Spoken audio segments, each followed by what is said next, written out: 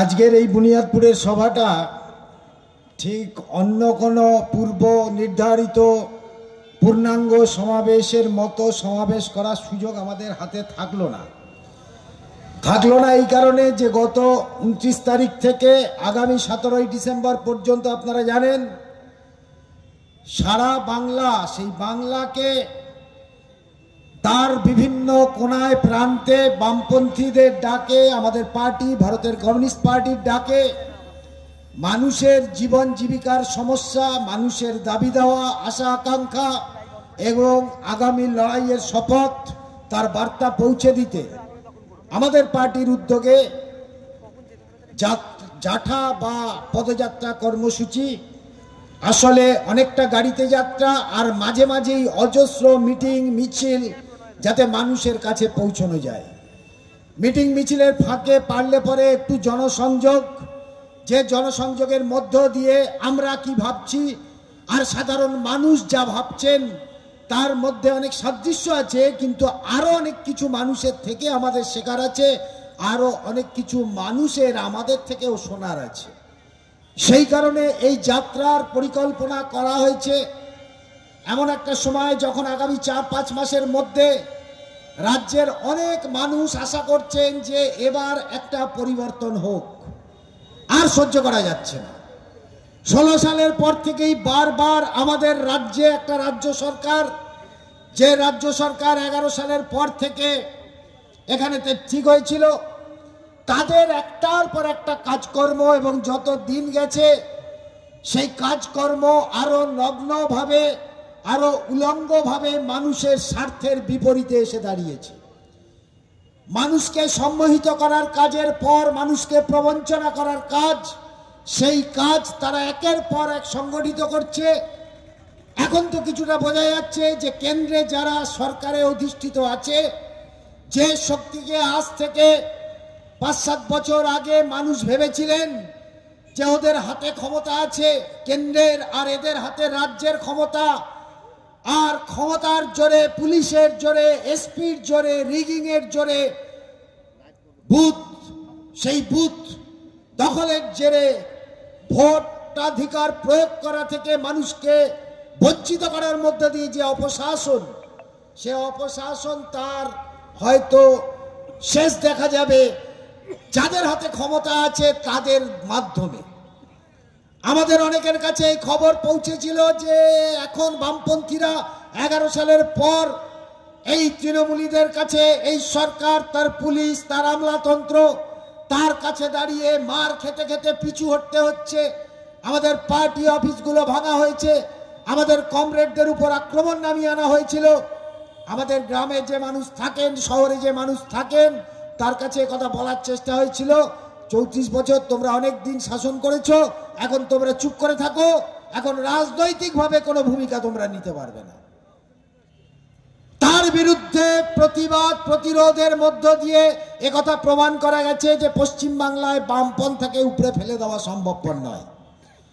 আর উপরে ফেলে দেওয়া সম্ভবপর নয় বলেই দিনের পর দিন যখন এই সরকারটা আরো দেউলিয়া আকার গ্রহণ করেছে, এখন এদের দুর্নীতি, তোলাবাজি, কমিশন মানি, কাটমানি, গরু চুরি, বালি চুরি, কয়লা চুরি থেকে একেবারে শিক্ষক নিয়োগে চুরি যে অবস্থায় গিয়ে দাঁড়িয়েছে, আমাদের রাজ্যের মহিলাদের উপর যে আক্রমণ নেমে এসছে, বিশেষ করে দুর্বলতর অংশের মানুষ এবং মহিলা, schedule caste, schedule tribe, minority অথবা কম আয় সম্পন্ন মানুষ, যেটাই আমাদের রাজ্যে একটা বিরাট সংখ্যা, সেই মানুষের সমস্ত অধিকারকে কেড়ে নেওয়া হচ্ছে।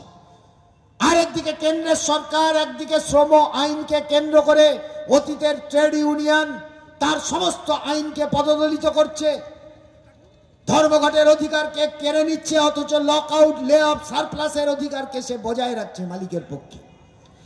আর এইখানে সরকার, তারা তো অনেক আগে থেকেই, সরকারে আসার পর থেকে ট্রেড ইউনিয়নের নির্বাচন করা বন্ধ করে দিয়েছে। ছাত্র সংসদের নির্বাচন তারা নিজেরা ভয় পায়, তাদের প্রতিনিধিত্বকারীরা মানুষের রায়, ছাত্রদের রায় জিতে আসতে পারবে না, তাই ছাত্র সংসদ নির্বাচন বন্ধ। শিক্ষক নিয়োগের পরীক্ষাটা করে দেশে রাজ্যের বেকার ছেলেগুলোকে চাকরি দেবে, দিনের পর দিন শূন্য পদ ফেলে রেখেছে।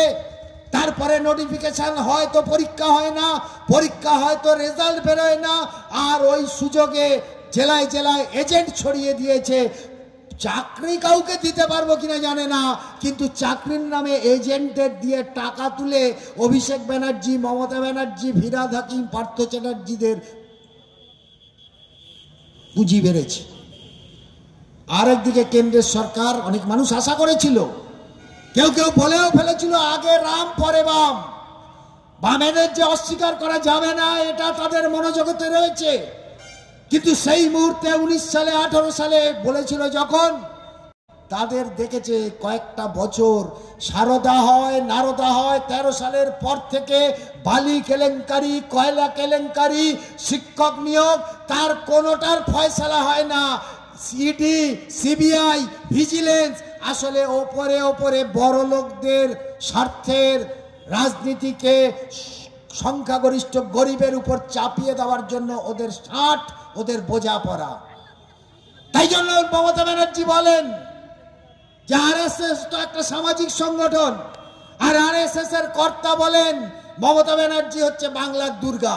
এসব ঘটনা এখন মানুষ নিজেদের মধ্যে লিঙ্ক করতে শুরু করেছে, যার ফলে দাঁড়িয়ে মানুষের পরিবর্তনের মুখে দাঁড়িয়ে সারা বাংলা জুড়ে যারা অতীতে একটা বিকল্প বাম নীতির সরকার, সেই সরকারের সাতটা টার্ম যারা উপহার দিয়েছিল, তাদের অনেক সাফল্য প্রাপ্তির পরেও যে ভুল ত্রুটি এটা সেটা ছিল, সেগুলোকে কাটিয়ে নতুন করে মানুষের অভ্যন্তরে বামপন্থার পুনর্নির্মাণ করবার লড়াই, সে লড়াই তো নিরন্তর চলছে। কিন্তু সেই লড়াইয়ের পথে সারা রাজ্যের কোনায় কোনায় প্রতিবাদ, প্রতিরোধ গড়ে উঠেছে। এই প্রতিরোধগুলোকে একই সূত্রে গাঁথবার জন্য, সেগুলোকে নিয়ে একটা মালা গাঁথবার জন্য এই ধরনের অজস্র জাটা 29 তারিখ থেকে শুরু হয়েছে। গতকাল আমাদের জেলায় ঢুকেছে দিনাজপুর, দক্ষিণ দিনাজপুর। আমরা তো কুমারগঞ্জ, প্রতিরাম থেকে শুরু করে পর পর পর পর গোপালগঞ্জ হয়ে 2 দিনের মধ্যে অজস্র প্রতিবাদের যে কেন্দ্র, সেই কেন্দ্রগুলোর মধ্যে যোগসূত্র স্থাপন করতে পারছি। এই যোগসূত্র স্থাপনের মধ্য দিয়ে এই শক্তিকে আরো বড় করতে হবে। আগামী 4-5টা মাস একদিকে শুধু জেলায় অথবা রাজ্যে জাটা করলে হবে না, এই জেলা আর জাঠার বার্তাকে নিয়ে নিজ নিজ বুথ এলাকায়, নিজ নিজ এরিয়া কমিটি স্তরে সাধারণ মানুষের মনের কাছে গিয়ে প্রতিরোধের পাঁচিল গড়ে তুলতে হবে। এ বাদে এদের মোকাবিলা করা যাবে না। আরে পাঁচিল করতে হলে অনেক মানুষের সমর্থন আমাদের দরকার। আমাদের কর্মীদের, বামপন্থী কর্মীদের, গণতান্ত্রিক প্রগতিশীল মানুষের দৃঢ়চেতা মনোভাব যেমন দরকার, ঠিক তেমনি দৃঢ়চেতা মনোভাব নিয়ে পাড়ায় যখন 2 লোক দাঁড়িয়ে পড়ছে, তখন তার পিছনে গণতান্ত্রিক ব্যাপক সহায়তা করার, মদত করার মানুষকে আমাদের জড়ো করতে হবে। তিল তিল করে এক একটা সংগ্রামের মধ্য দিয়ে সেই মানুষের সংখ্যা বাড়ছে। ক্ষেতমজুর আন্দোলন, কৃষক আন্দোলন, শ্রমিক আন্দোলন, যুবদের আন্দোলন, মহিলাদের আন্দোলন, বিজ্ঞান কর্মীদের আন্দোলন, চিকিৎসকদের আন্দোলন, এই সমস্ত আন্দোলনের ইস্যুগুলোকে এক সূত্রে গ্রথিত করে বড়লোকের স্বার্থ রক্ষাকারী কর্পোরেট পুঁজি, সাম্রাজ্যবাদের দালালদের রাজনীতি, যে রাজনীতির হাত ধরে আজকে তারা তাদের দেউলিয়া অবস্থার কারণে বিভাজনের রাজনীতিকে টেনে এনেছে, মানবিকতাকে ধ্বংস করছে, হিন্দু মুসলিমের নামে, জাতপাতের নামে, প্রাদেশিকতার নামে, ধর্মীয় অন্ধত্বের নামে কোনো না কোনো ধর্মের মানুষকে রাজনীতির সাথে যুক্ত করবার চেষ্টা করছে। এই রাজনীতিকে পরাজিত করার একটা কর্তব্য, এ কর্তব্য অন্য কেউ পালন করবে না। এ কর্তব্য পালন করতে হবে গণতান্ত্রিক প্রগতিশীল বামপন্থী শক্তিকে। সেই কাজের জন্য জাঠা, সেই কাজের জন্য আমাদের জাঠা আপনাদের এখানে স্বল্প সময়ের 1 ঘন্টা 40 মিনিটের মিটিংয়ের পর হরিরামপুরে চলে যাবে। হরিরামপুর থেকে ইটাহার, হরিশ্চন্দ্রপুর হয়ে আজ রাতেই তা মালদাতে প্রবেশ করবে। আর 17 তারিখ উত্তর 24 পরগনার কামারহাটিতে রাজ্যের বড় সমাবেশের মধ্য দিয়ে এই জাঠা কর্মসূচি, সেই কর্মসূচির পর আমরা পরবর্তী লড়াইয়ের পথে নামবো। এই সময় আপনাদের হাতে বিএল এর কাজ আছে, SIR এর কাজ আছে, জাঠার কাজ আছে। মানুষের যখন তারা ফসলের দাম পাচ্ছে না, তার ক্ষতিপূরণ আদায়ের দাবি আছে। আমাদের অঞ্চলে মহিলাদের উপর আক্রমণ হলে তাকে কেন্দ্র করে প্রশাসনকে বাধ্য করা ভূমিকা নিতে, সেই লড়াই আমাদের সামনে আছে। এই লড়াইয়ে আগামী দিনে আরো ঐক্যবদ্ধভাবে আপনারা নিজেদের শক্তিকে সংহত করতে পারবেন, এই আশা রেখে এই জাঠার সাফল্য কামনা করে আমি আমার বক্তব্য এখানেই শেষ করছি।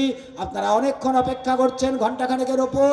আমাদের কমরেড মীনাক্ষী মুখার্জি, তিনি প্রথম থেকেই জাঠায় আসেন, মাঝে একটা দিন দেড়টা দিন বাদে পুরোটাই তিনি থাকবেন প্রায়। তার ফলে তার কাছ থেকে আমাদের রাজ্যের রাজনীতির হাল হকিকত শুনবার জন্য উদ্গ্রীব। নিশ্চয়ই এখানে সেই বক্তব্য মীনাক্ষী রাখবে। আমি আমার বক্তব্য এখানেই শেষ করছি।